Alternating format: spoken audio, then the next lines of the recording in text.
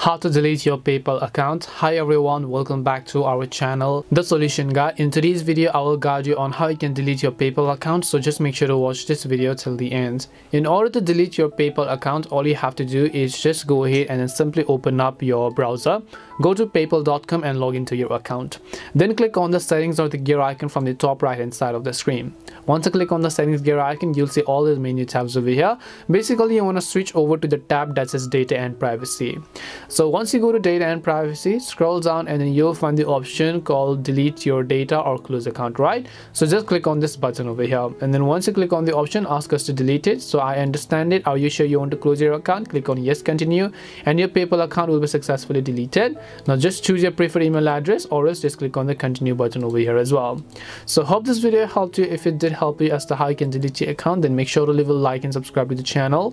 If you have any more questions, queries or doubts, then make sure to also leave them down. Thank you very much for watching till the end of this tutorial, and see you in the next video.